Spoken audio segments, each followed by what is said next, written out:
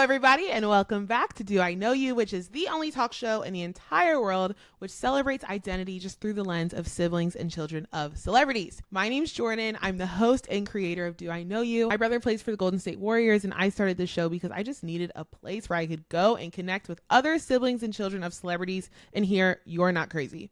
And I got that with Do I Know You. So I'm so happy to be able to extend the platform to people of all different walks of life. And today we have such an amazing guest. I am literally so excited for y'all to meet her because this is her first interview. Do I Know You? We actually tend to get a really good mix. We get some people who are like famous public figures in their own right. Then we have some, and this is their very first interview. And then we have some that like fall on the spectrum. And so it's always such an honor for me. I do not take it lightly. Shailyn actually came to me through Layla McGrady, a Do I Know You alum. And Shailyn and Layla kind of grew up with each other through the NBA world, because Shailyn's dad is Steve Francis. If you are an NBA fan, you definitely know his name. If you are from Houston, you definitely know his name from the state of Texas. He played with the Houston Rockets for a majority of his career, and he actually was a 3-time All-Star while playing with the Rockets. And so it's just so cool to be able to continue to elevate NBA children and hear their stories. And something that I'm always gagged at is the fact that no NBA child is the same, and every single person, they have similar themes, but their life just looks completely different one to the next, and Shailyn is no different. So let me stop yapping. I'll shut up, and please welcome my girl, Shailyn. For those who are like the ride or die Do I Know You stans, you actually know Shailyn's cousin, bestie, Layla. So that is how Shailyn and I met. And so shout out to you, Layla, for connecting us. How are you doing? I'm doing great. Just finished school off for the semester. So I go to LSU. I'm a sports administration major with an entrepreneurship and business minor. So it's been very exciting. LSU is a big sports school. Yes, come please I love do. it. Okay, so how did you end up landing on that major, especially with like the sports concentration? Honestly, I was always in between sports management and I would guess I'd say like marketing management. But then I was like, I want to do something that I'm really interested in. I take well, what LSU, at least when I was in between those two majors, is you take the same classes as a business major like would take. You just take more sports catered subjects. So like I have to take the same classes everyone else takes. It's just mine are like sports finance rather than like regular. So it was kind of just like a plus to kind of know that side as well, rather than just taking the general ed classes. I feel like sometimes I studied business, but I was like in international marketing and I did like Spanish, but I was just like sitting through those accounting classes. I was like, girl, when will I ever need this? And so I love that you can like tailor it. Yeah, that's what I really like because you can do like commerce, which is what I do, so more of the business side, or you can do like leadership if you want to go into like coaching, athletic directing, stuff like that. But So you're studying sports, and I would have to draw a connection. So the way we met, the reason, you like are so perfect for this show is because your dad, famous NBA player, and so you've been around sports basically your entire life. Tell me how that kind of just influenced everything today. I'd say cater to specifically what I want to do in the future. I would say, being someone who grew up around sports and wanting to work on sports or work in sports is kind of cliche. I guess you could say like predictable. But I feel like I've always been passionate about it. I played sports as a kid, but that didn't go very far for me. That was not it for me. Being on the field, on the court wasn't for me. But as I got older, I guess I would say maybe when I was in high school, I started, going to different events with my dad and like with family friends, and I was like, okay, wait, I really enjoy this. And I was like, maybe this is something I want to do. I was never necessarily like, oh, this is the only option for me, but I was like, okay, I do want to pursue it, see how it goes. I think it's also a little hard kind of in a world that's male dominated to find out if that's really what you want to focus on. But I feel like now that you see more women, especially Black women, in this field, so it's kind of helped me as these past few years of college have gone on for sure. But growing up around sports has, I guess, influenced my daily life. Your dad was playing throughout your whole childhood, correct? Yeah, so he played a little when I was before I was born, and then up until I was like maybe 5. So it's probably Yes. hard to say the contrast between like when he was playing versus not because you were like 3 years old. Let's talk about, after he retired. I want to hear like what did life look like for you? Because I'm sure you're used to, I don't know, like going to games growing up. Like obviously you were really young, but still, I mean, Yeah. I remember stuff when I was like 3 years old. Like tell me what your life Yeah. looked like at that point. I would say after like post retirement, it was definitely it was definitely slower. We didn't travel Mm, as much for sure. Traveling was like we were never home basically when he yeah. was playing, especially because I was so young. It's not like I had like important class. I was barely in school, so that was definitely different. I'm not traveling every day, which I liked. I guess like now I kind of enjoy having more of like a stableness rather than him playing right now or when I was a little older, having to travel so often, do so many different things. But I would say it was definitely just slower. I think that we went to less Mm. basketball catered events because, he's not as required to go than when he was in the league. And so when you say we, who makes up your family? So me, my mom, I have a brother, and then I have another brother, but he's my half brother. But I have one brother Mm. that I share with both of my parents. It was like, me and Oh, Steven. His name's also Steven.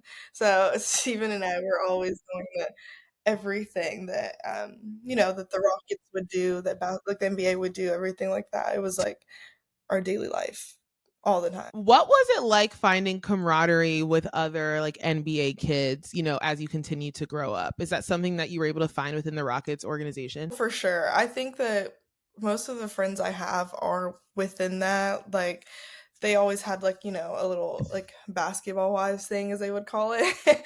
So, all of our moms hung out, which kind of, forced us to hang out and see each other all the time.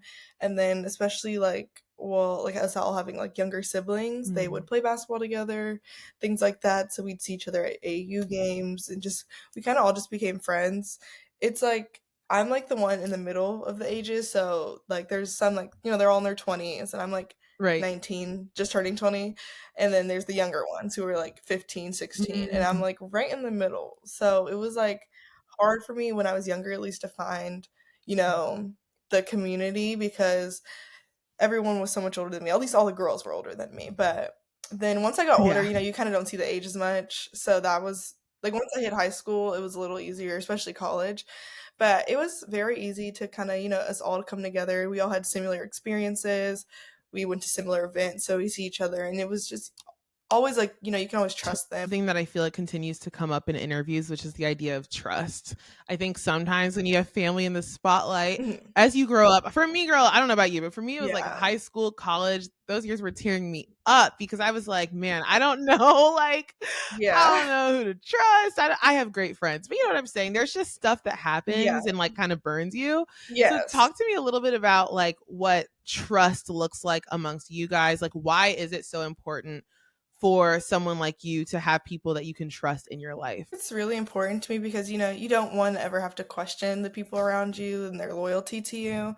You want to know that the things that goes on that y'all talk about or that you see happen within the community, you want to Mm. know that that's going to stay there, which obviously there's been people I feel like that have been in and out of the circle. So, it's kind of hard to dictate that. Maybe more so for our parents. Like us, we're young, so not much going on. But like for our parents, it might be a little difficult, I guess, to kind of Mm. figure out and remember, like, like, hey, I can trust you. I don't know if I can, especially when there's always like hearsay on certain situations from outside people, if that makes sense. But I think that something that I've always wanted to have, especially having younger siblings, is that know that we're protected within our community of like, kids who we grew up with and stuff. You never want to have you don't ever want to have like you can't trust this person and things you might tell them get out and everything like that. So I think also having people who grew up in a similar spotlight or situation really helps because they know how detrimental something can be to your family. Totally. I think it's like such a difficult thing to explain if you haven't experienced it, which is part of why I created this show. Like, but Yeah, for it is sure. just so, it's not even like, because I've tried to explain this to Yes. friends. like who I grew up with who maybe like don't have family in the spotlight. And it's not that it's like secrets or anything you're trying to hide. It's more so just you see so much and No, you yeah. experience so much and you meet so many different people. Yes. It's just kind of hard to discern sometimes, like, are you in it this friendship for me? Are you in this friendship because of something you think I can give to Yeah. you? It's like if you have friends within the organization, then it's like, hey, I we all have access to the same Mhm. stuff. I'm not you've seen the same stuff I've seen. Like I don't really Same have to thing, worry yeah. about that like transactional side of friendships. I agree. I think that's definitely been a benefit to having everyone in that community because, it's not much of a competition within each other or, like, trying to be, like, grabbing for things that you don't. So it's very good. Like, so something I want to talk about, when you and I first met, we did a phone call. And first of all, I was like, okay, this is about to be my Mhm. friend forever. Yes. As I like all of my do, I know you guys into like a Yes, lifelong friendship. But something that really stood out to me was like your maturity. Like you and my sister are actually the same age. Both of you have experienced so much life that you kind of have no other option but to mhm. grow up a little fast. I also think a lot of younger Black girls are Yeah. forced to grow up fast in society, which is unfortunate. But I think the beauty of it is you're so mature and so wise. What are some of like the foundational moments as you think about how you grew up? And, obviously we're all still growing up, but that really shaped who you are today? I would say just kind of like people having, misconceptions. We kind of talked about this a little bit. I feel like I've always been like very protective over my family and things that are said and my brothers, especially like being the oldest. I'm the mom in my head. I feel like people assume things. They think you're handed everything on like a silver platter just because you have the connections that you have and stuff like that.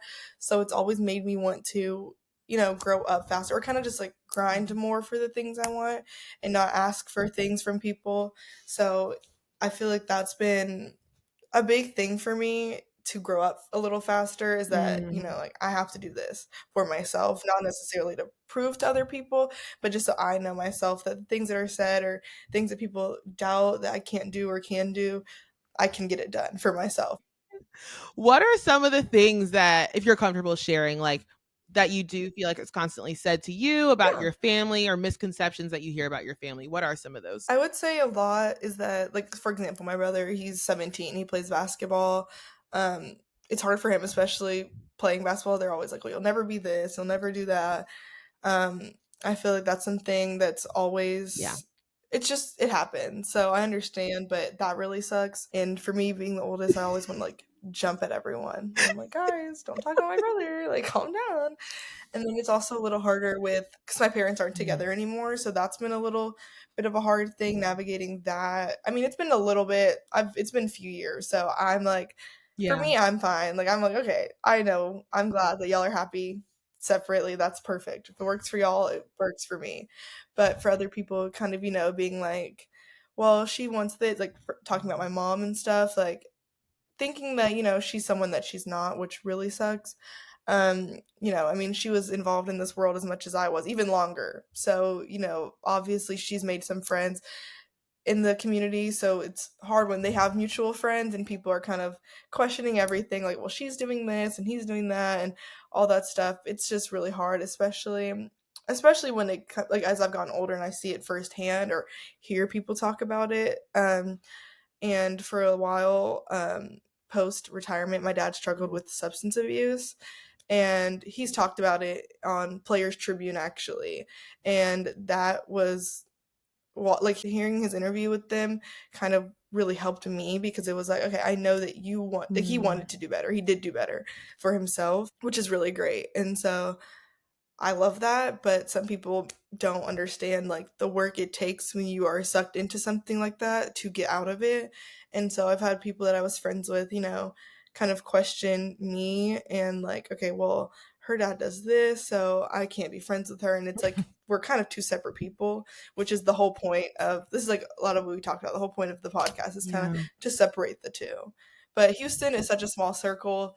Everyone knows everyone. We all have the same friends, which is good because we all know each other. But it's also like, gotta, stay alert. Yeah.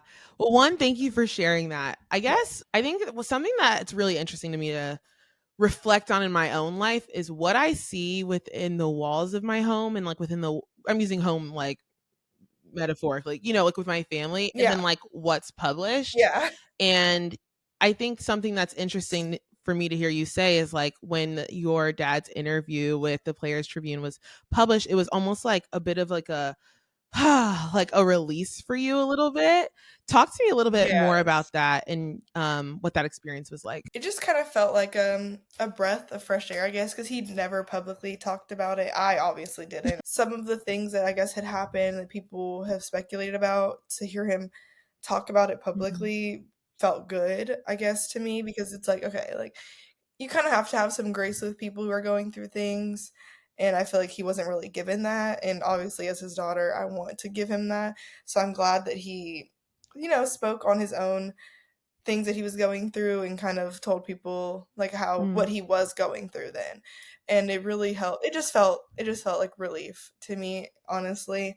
I hope that, based on, if people might not have seen it, obviously, like, he has a more of an older fan base, but like I would see people talk about him like on YouTube comments and like Instagram, and I'm like, oh my Wow. gosh, like y'all don't know the half of it. It's You're just speaking from behind a Oh, computer or a phone. I'm glad that you got that release. You mentioned though that your friends or you had friends that were side eyeing you because of what your family went through though. Like that's horrible. I'm sorry that happened. Tell me about that. Yeah, it's very unfortunate. But now I kind of like, as I've gotten older, and especially going to college, you kind of find your own identity.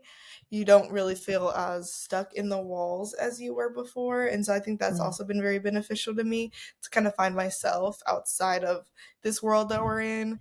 And kind of, I'm not forced to, I never was forced. So, you kind of feel inclined to hang out with Yeah. people when you're near them. So being able to kind of get away a little, I've like built new genuine friendships, which I really like. I love talking about mental health on this show because I think it's something that this audience isn't always Mhm. asked about. How have you protected your own mental health and how do you continue, to do that? Honestly, I would say just having a good support system. Like, my mom is my best friend, so I can talk to her about any and everything. So she's always been, basically like the person I can always turn to regardless.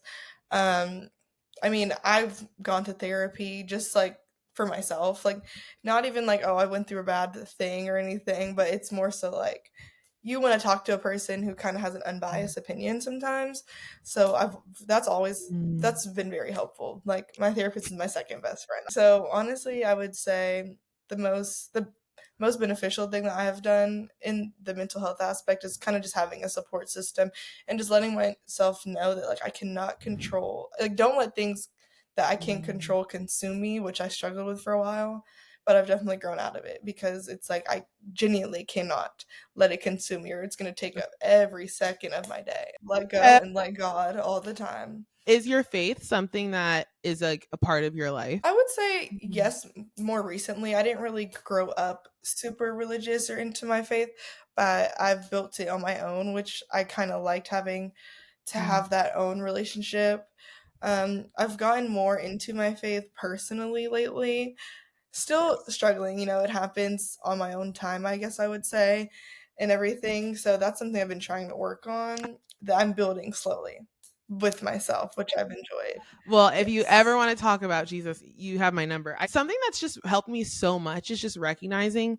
I think sometimes, and you're definitely going to relate to this, but there's so many experiences where I'm like, literally, no one can relate to me like at this. Like my younger sister, my older sister can't be like, No. that's it. Like things I'll just headlines I see about my brother or like my Yeah. family, all this stuff. And I'm just like, I wish someone understood. Mhm. But I feel like the more I mature with Christ, the more I realize like, Jesus felt every single possible emotion. And so if no one physically understands me, it's like I can pray and I know that Jesus will be like, yeah, I felt that, felt that, felt that. And that's just been such a comfort to Exactly. me. It's like, okay, sure, Jesus, you didn't have like a headline about your Mhm. brother, but you had headlines about you. So you really know what's Yeah. going on. Seriously. Exactly, Firsthand, he exactly. knows. So outside of sports, like what are your passions? What gets you excited? And if the answer is scrolling TikTok, the answer is scrolling TikTok because that would be my answer. I was gonna say, honestly, like, like shopping. I Ooh. know that's so bad. I love to shop.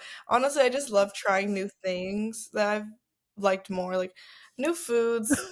Not a huge fan. I'm very picky eater, but like I love to travel. Like I like to go to new places, try new Mm, things with my friends. And I would say like just like even new music. Like I just like to get exposed to new things and kind of still I feel like I'm still building my yeah. personality if that makes sense. Still finding out who I am. So finding new Mm. things, meeting new people has really helped. Just kind of seeing who I am as a person and what things I like, what things I don't like. I love to shop though. Shopping's my favorite thing to I do. love I that. love it so much. You mentioned that you love to travel. What's like your Yes. favorite place you've been, just out of curiosity, as a fellow travel warrior? I'm trying to think. Okay, I've always really enjoyed going to the Bahamas. I think it's beautiful. But I would say probably Puerto Rico was really beautiful. Like, we actually we Mm, stayed locally. We didn't stay at a resort. So I had like a great time kind of seeing like just like yeah. what you don't see. Like you go on a resort all inclusive or whatever, it's not the same at all. Like it was so like, we talked to the locals, we stayed at like a local house, like their community is just so like it was Mm, just so different from here, which I really liked. So that's been my favorite vacation I would say so far. Like maybe the place we didn't stay would probably not be as like aesthetically pleasing as people would expect, but it was like you really got to see the everyday life. And we even toured we went hiking and stuff. We toured old mm. San Juan, which was fun.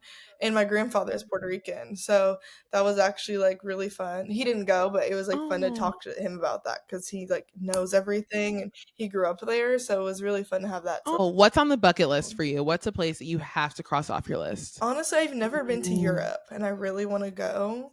Already starting to plan my birthday trip for next year, so that's where I'm planning on going. Okay, I lived in Europe for 5 months. I lived in southern Spain, but we Oh visited Milan. wow! We did like a weekend there, and I feel like you and Milan would just get along so well. It's like fashion capital. I can see Oh, you just like eating that city up. Okay, well, in wrapping up, I want to hear from you. I always like to ask guests, think back to younger you in the thick of the swirl of like press and just seeing things that you know aren't true online and just hearing things in your circles. What is a piece of mhm. advice you wish that younger Shaylin knew as it relates to identity and who you are? I would say just be confident within yourself. Like I wish I always knew that. Know that what goes on outside of even the things that are true or might not be true. Just know that what goes on does not define who I am as a person. And I think that's something I really wish I knew, to know that everything that, or like the situations I might go through, even with Mm. friends, is not the end all be all. I will grow up. I might fall, I might hurt myself, it might really bruise me mentally, but it will not, that's not the end. And that I can be whatever I want to be, do whatever I want to do. If I stay true to myself is always something that I wish I knew when I was younger. I wish I just was closer to some of the people in the community at that young age because I feel like they went through things that I went through, but they did it a little earlier than me. So they know like Totally. you're going to be okay. I think it's so interesting how decisions and mistakes feel so big when we're young, but I don't think we're to blame. It's because we only have like 10 years of life, Yes. 20 years of life to go off of. But then when you live Yeah. 80, 90, 100 years, you just have more experiences to pull from. So that one thing that felt really big is actually just so small in the grand scheme of things. Like, even things I went through when I was like 12 and 13, I'm like, and they were stressing me out. I'm like, oh my I gosh, it was not the end of the world at all. Like, It's so true. And so I'm hoping that the things I'm stressing about now, I'm like, girl, in 10 years, you're not even going to trip about it. yeah, I'm like, please, in 5 years, let this not be a big of worry as it is to me now. I love that. Shaylin, you are so wonderful and so wise and beautiful. You I are just adore you. too. I think you have like such a beautiful heart. And like, I think people are going to genuinely be shocked that you're not even Thank 20 years you. old. Like, seriously. But I think it just shows that you have such a strong conviction in who you are. And I think if all of us had that, like, the world would just be in like such a better place. So the fact that you're doing that for your own little corner of the world, like, inspires me. Thank Of you. course, babe. Thank Thank you for you. coming on. I had a great time, and I'm glad that we got to, build this connection. Make sure you follow Shaylin. We'll leave the socials everywhere. And we'll have to bring Shaylin and Layla Yes. on for a part two. Thank you so much, Shailyn, for coming on. You are absolutely a sweetheart. I'm obsessed with you, and I can't wait for you to be in my life forever. Sorry you can't go anywhere. I hope that you all learned something from Shailyn. I think it's so beautiful how she just owns who she is. And for her to be 19, I say it again, she is 19 years old. If I had that wisdom when I was 19, honestly, do I know you probably wouldn't exist. So shout out to her for that. But seriously, I'm just so inspired by her. I love you. Jesus loves you. And that's really what matters. He sees you in a way that literally no one else can, not even your family, not your partner, not your friends. Jesus, they can see you, but Jesus can see you in a way that only he knows, because God made you and God created you, and he knows the hairs on your head. So if he knows the number of hairs on your head, child, he knows that pain that you're feeling right now. So I hope that you feel his love through this show. I love you as well. Cheers to you. Mwah. Bye, y'all.